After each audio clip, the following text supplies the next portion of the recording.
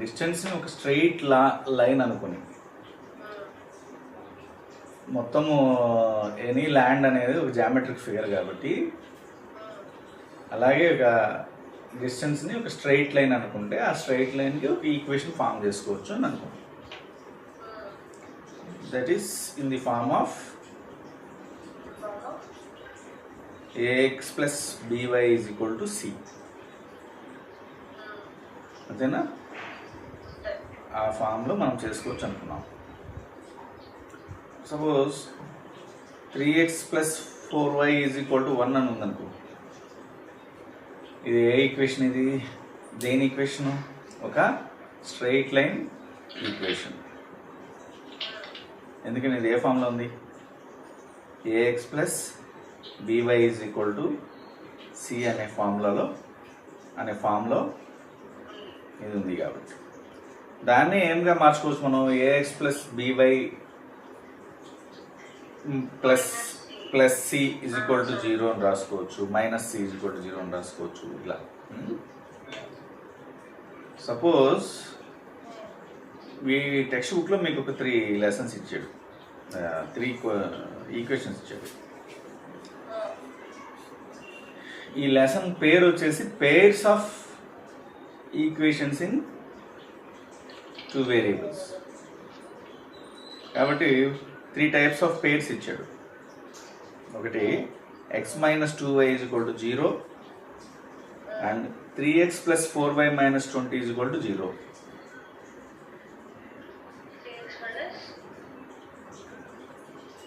Three x plus 4y minus 20 is equal to 0. Second పేజ్లోనే ఉంది, first లెసన్లో second పేజీలోనే ఉంది. ఆ లెసన్ ఓపెన్ చేసి ది లైన్స్ ఇంటర్సెక్ట్ అని వాడి ఇచ్చేసేది.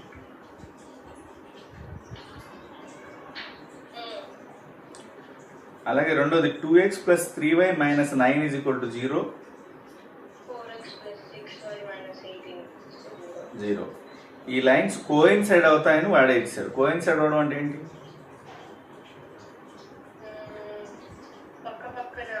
ఒకదానిపైన ఒకటి వెళ్తుంది. ఫస్ట్ది ఇంటర్సెక్ట్ అంటే ఒక పాయింట్ దగ్గర మాత్రమే కలుస్తాయి అవి. సెకండ్ది కోయిన్సైడ్ అంటే ప్రతి పాయింట్ దగ్గర కలుస్తాయి.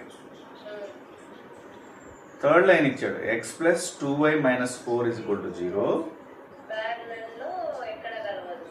And 2x plus 4y minus 12 is equal to 0. The lines are parallel. అంటే ఇది ఎక్కడ కలవదు అని అది ఇచ్చేసాడు. ఫస్ట్ థింగ్ వాడే ఇచ్చేసాడు. ఇచ్చేసిన తర్వాత దీనికి a1/a2 b1/b2 c1/c2 మూడింటికి చూడమన్నాడు. ఇవి ఎక్కడి నుంచి వచ్చాయి? ఈ a1లు b1లు c1లు మామూలుగా ప్రతి ఈక్వేషన్కి ఒక ఫామ్ అనుకున్నాం మనం, ax plus by plus c is equal to 0 అని. కానీ ఇక్కడ 2 ఇచ్చాడు కాబట్టి ఈ lesson pairs of equations in 2 variables కాబట్టి 2 ఇచ్చాడు. కాబట్టి ఇది ఒకటి a1x plus b1y plus c1 is equal to 0 అనుకోవాలి. రెండో దాన్ని a2x plus b2y plus c2 is equal to 0 అని అనుకోవాలి. అట్లా 3 ఈక్వేషన్లు 3 కాంబినేషన్లకి అనుకుని మనం మూడింటికి ఏం కనిపెట్టాలి? a1/a2 b2 c1/c2 కనిపెట్టాలి. ఆ విధంగా కనిపెట్టు. ఓరల్గా చెప్పేయచ్చు. చెప్పు ఏంటి? ఫస్ట్ కాంబినేషన్ చెప్పు. a1 వచ్చేసి ఇది x,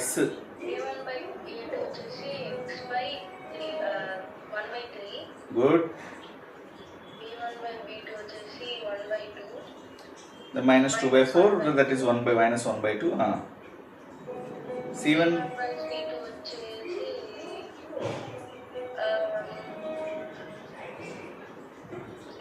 very good because it is 0 by minus 20 that is 0. దీంట్లో a1/a2 is not equal to b1/b2.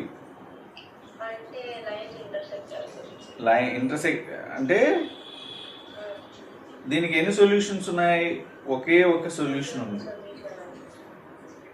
Intersecting lines అంటే ఒకే చోట కలుస్తాయి కాబట్టి సో వాడు ఆల్రెడీ ఇది ఇంటర్సెక్టింగ్ లైన్ ఇచ్చేసాడు కాబట్టి వీడిచ్చిన ఈక్వేషన్ ప్రకారం a1/a2 is not equal to b1/b2 ఉంది కాబట్టి ఇంకో ఈక్వేషన్ ఇచ్చి దాంట్లో కూడా a1/a2 is equal to b1/b2 కాలేదనుకో, అది కూడా కంపల్సరీగా ఏ లైన్ ఏంటది, ఇంకో పేర్ ఆఫ్ ఈక్వేషన్ ఇచ్చినప్పుడు అది కూడా ఇంటర్సెక్టింగ్ లైన్ అయి ఉంటుంది. చెప్పు.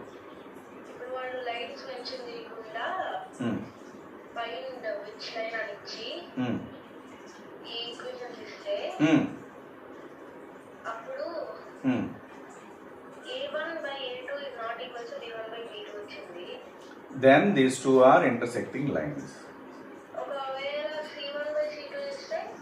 C1/C2 కూడా ఓకే అయింది అనుకో, అప్పుడు 2 ఆప్షన్స్ ఉన్నాయి. ఒకటి ఇది ఈక్వల్ కాకుండా ఉండాలి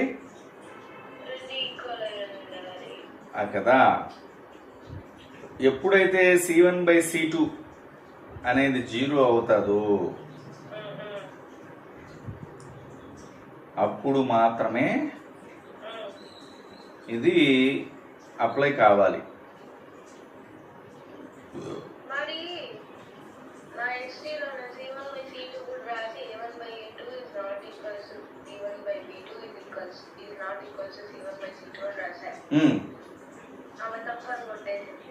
అవునా? క్వశ్చన్ ఒకసారి నాకు పెట్టు, నేను చూస్తా. ఓకే, దానికి ఏం రీజన్ చెప్పింది ఆమె? ఎందుకంటే నీకు కాన్ఫిడెన్స్ లేదు. నేనే ఏదైనా నేను గుర్తుపెట్టుకొని ముక్కులు అలాగే పెట్టుకొని అలాగే వేసేసే కదా, నిజంగానే తప్పు అయింటదేమో అనుకుంటాను. కాబట్టి దాంట్లో రకరకాల ఎగ్జాంపుల్స్, రకరకాల కాంబినేషన్స్ మనం ట్రై చేస్తే నువ్వు చెప్పేది తప్పు మేడం అని మనం అడగచ్చు. అంటే నన్ను కదా ఆమె, ఎందుకంటే నేను మేడం కాదు, సార్ని. సో నెక్స్ట్ ఇంకో కాంబినేషన్ ఇచ్చారు కదా, దీంట్లో ఏమొచ్చింది? a1/a2 is equal to b1/b2 is equal to c1/c2 వస్తే లైన్స్ అని తేలింది మనకి. ఎందుకంటే వాడు ఆల్రెడీ కోఇన్సిడెంట్ లైన్ అని ఇచ్చేసాడు. మనం ప్రాపర్టీస్ చెక్ చేసినప్పుడు ఈ 3 ఈక్వల్ వచ్చాయి. కాబట్టి 3 ఈక్వల్ వచ్చాయంటే ఆ 3 ఒకదాని మీద ఒకటి పోతా ఉంటాయి. అలాగే థర్డ్ దానికి a1/a2 is equal to b1/b2 but not equal to c1/c2 అని వచ్చింది. కాబట్టి ఇవి ప్యారలల్ లైన్స్ అని వచ్చింది. సో ఇప్పుడు ఈ రెండింటి ఇంటర్సెక్టింగ్ పాయింట్ కనుక్కోండి అన్నారు అనుకో, ఏవైనా 2 ఈక్వేషన్స్ ఇచ్చి ఇంటర్సెక్టింగ్ పాయింట్స్ కనుక్కోండి అన్నారు అనుకో, ఒక చోటే కదా కలుస్తాయి అవి. అప్పుడు ఒకటే సొల్యూషన్. ఒక చోట కలవకుండా 10 చోట్ల 10 పాయింట్, 2 పాయింట్లు, 3 పాయింట్లు కలుస్తున్నాయి అనుకో, అది కోఇన్సిడెంట్. అంటే దీనికి ఎన్ని సొల్యూషన్స్ ఉంటాయి? ఇన్ఫినిట్ సొల్యూషన్స్ ఉంటాయి. అసలు కలవడం లేదనుకో, నో సొల్యూషన్. ఇది తెలి విషయము. ఓకే, ఇది C1 C2కి అసలు సంబంధమే లేదు ఇక్కడ. Only a1/a2 is not equal to b1/b2 అయితే చాలు. That is the only criteria. C1 C2 ఏమున్నా సరే మనకు సంబంధం లేదు. దానికి ఈక్వల్ అయినా సంబంధం లేదు, ఈక్వల్ కాకపోయినా సంబంధం లేదు, 0 అయినా సంబంధం.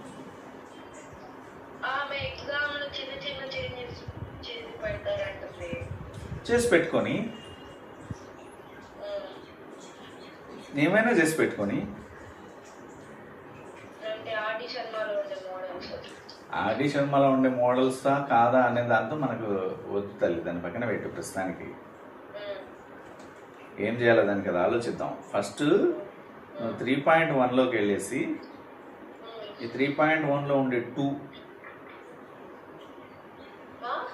3.1లో ఉండే 2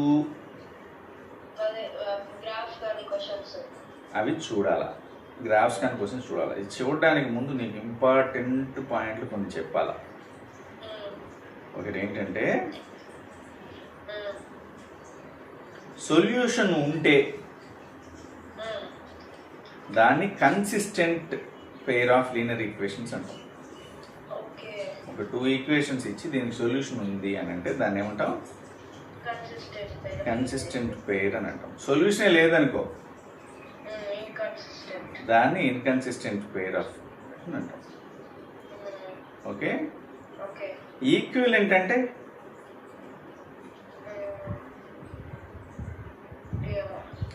ఈక్వివలెంట్ అంటే ఈ రెండు లైన్లు సమానం అని ఎప్పుడు అంటాం? ఈక్వివలెంట్ అని ఎప్పుడు అంటాం?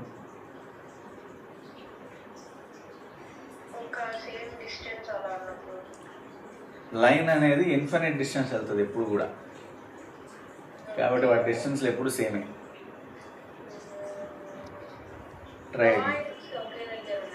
పాయింట్స్ ఒకే దగ్గర ఉన్నప్పుడు దాన్ని ఏమంటాం? ఏ లైనర్స్ అంటాం ఆ రెండింటిని? ఆ రెండు లైన్స్ ఏమవుతున్నాయి అంటాం? ఇంటర్సెక్టింగ్ అంటామా? ఇంటర్సెక్టింగ్ అంటే ఎన్ని పాయింట్స్ దగ్గర అవుద్ది? మరి దీంట్లో ఈక్వివలెంట్ అంటే దాంట్లో పాయింట్స్ అన్నావు. పాయింట్స్ అంటే అప్పుడు అది ఏ లైన్స్ అవుతాయి? అది కోయిన్సైడ్. ఓకే. డిపెండెంట్ ఈక్వివలెంట్ అంటే కోయిన్సైడ్ అయ్యే లైన్స్కి మాత్రమే వస్తుంది. అలాగే దాన్ని డిపెండెంట్ పెయిర్ ఆఫ్ లీఫ్ అని కూడా అంటారు.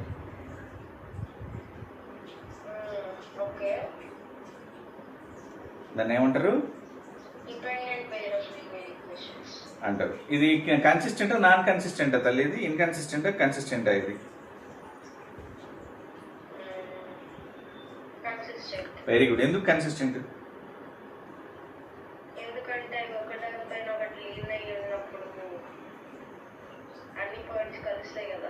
కాబట్టి ఏముంటుంది దానికి?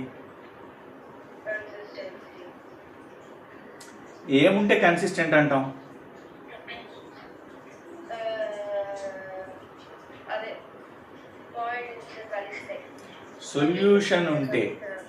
సొల్యూషన్ ఉంటే దాన్ని కన్సిస్టెంట్ అంటాం. కోఇన్సిడెంట్ లైన్ సొల్యూషన్స్ ఉంటాయా ఉండవా? ఎన్ని ఉంటాయి? ఇన్ఫినిటీ ఉంటాయి అసలు. కాబట్టి దీనికి సొల్యూషన్ ఉంది అంటే ఇది కన్సిస్టెంట్. నెంబర్ ఆఫ్ సొల్యూషన్స్ ఉన్నాయి కాబట్టి ఈక్వివలెంట్గా ఉంటే దాన్ని ఏమంటాం? డిపెండెంట్ పెయిర్ అని అంటాం. ఓకే. ఇప్పుడు ఈ పాయింట్స్ అన్నిటినీ గుర్తుపెట్టుకొని నువ్వు ఆ ఎక్సర్సైజ్లో ఉండి నాన్ గ్రాఫ్ ప్రాబ్లమ్స్ చెయ్యి, క్వశ్చన్స్ చెయ్యి. ఏమైనా డౌట్ వస్తే నన్ను అడుగు. ఇందులో ముఖ్యంగా నువ్వు గుర్తుపెట్టుకోవాల్సింది ఏంటంటే, ఒకటే సింగిల్ సొల్యూషన్ ఉంటే దాని ఈక్వేషన్ ఏమంటాం? ఆ పేర్ ఆఫ్ ఈక్వేషన్స్ ఏమంటాం?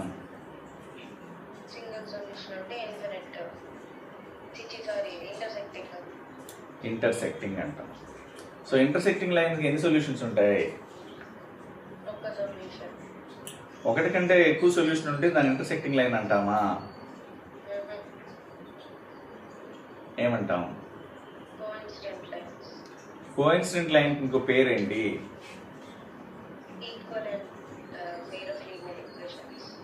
దానికి ఇంకో పేరేంటి?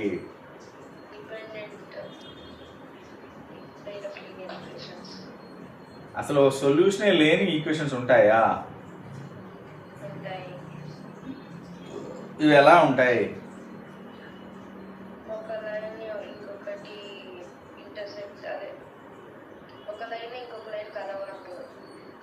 సరే, నేను ఒక లైన్ ముక్క నా ఇష్టం వచ్చినట్టు 2 లైన్ ముక్కలు గీసా, కలవకుండా గీసా. ఇప్పుడు ఇవి 2 ఇంటర్సెక్టింగ్ లైన్సా కాదా? ఇంటర్సెక్టింగ్ లైన్స్ కాదా? 2 ముక్కలు కలవకుండా. ఇప్పుడు వాటిని ఎక్స్టెండ్ చేస్తే కలిస్తే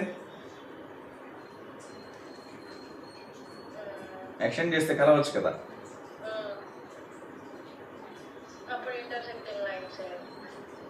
అంటే నువ్వు చెప్పేది ఏంటంటే, నేను కలవకుండా ఉండేటట్టు గీసి తర్వాత ఎక్స్టెండ్ చేసినా కలుసుకునేటట్టు ఉంటే వాటిని కలవనప్పుడు నాన్ ఇంటర్సెక్టింగ్ లైన్స్ అని, కలిసేటప్పుడు ఇంటర్సెక్టింగ్ లైన్స్ అని అంటారంటావు.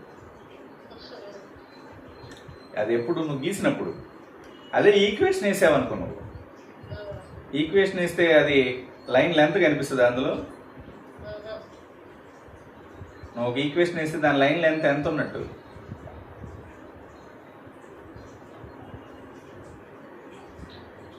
ఇన్ఫినిటీ.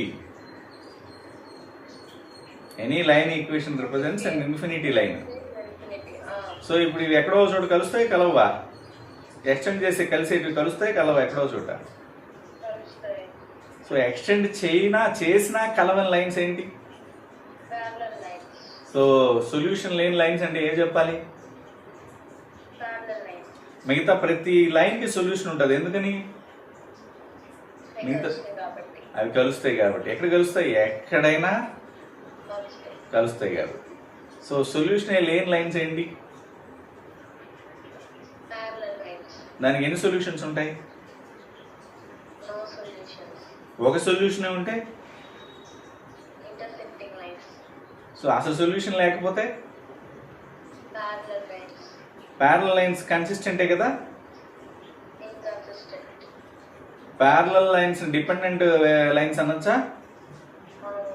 ఏమి, ఎందుకు అనకూడదు?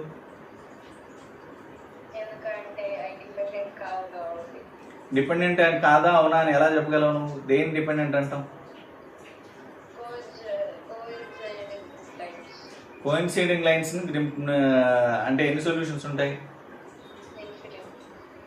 సో ఇన్ఫినిట్ సొల్యూషన్ ఉండే లైన్కి A1/A2 ఎలా ఉంటాయి? A1/A2, B1/B2, C1/C2 అనేవి ఎలా ఉంటాయి?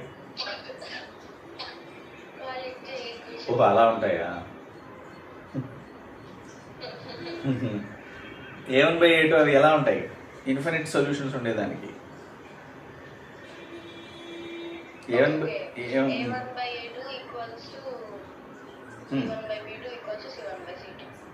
ప్యారలల్ లైన్స్ ఎలా ఉంటాయి?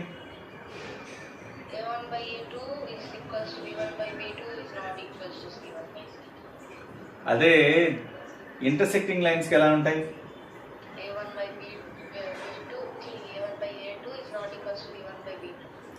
పాపం B2 నుంచి అన్నావు. అప్పుడు C1/C2 పరిస్థితి ఏంటి?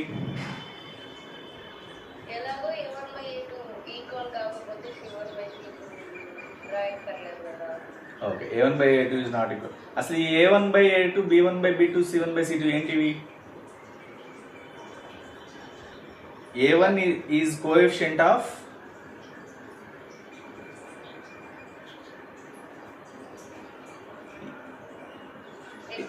Very good. B1 is coefficient of C1 is coefficient of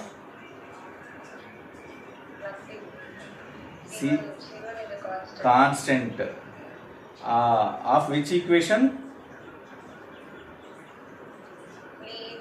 Which linear equation? నీవు వీటితో కలిపి ఫామ్ అయ్యే లీనియర్ ఈక్వేషన్ ఏది? A1x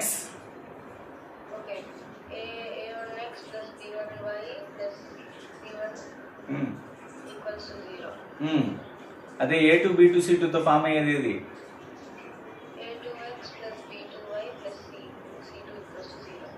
good. ఇది లెట్స్ కన్క్లూడ్ ఇట్. ఎక్సర్సైజ్లో ఉండే గ్రాఫ్తో సంబంధం లేని ఇవన్నీ కూడా చెయ్యి. ఇప్పుడు డిస్కస్ చేసినట్టు మళ్ళీ ఈవినింగ్ చేసేటప్పుడు నేను క్వశ్చన్స్ చేస్తా. ఒక్కొక్క ఏ క్వశ్చన్ మిస్ అయినా నీకు ఒక మార్క్ పడినట్టు. I will think of a creative punishment for it. Nothing yeah, nothing yeah. So bye.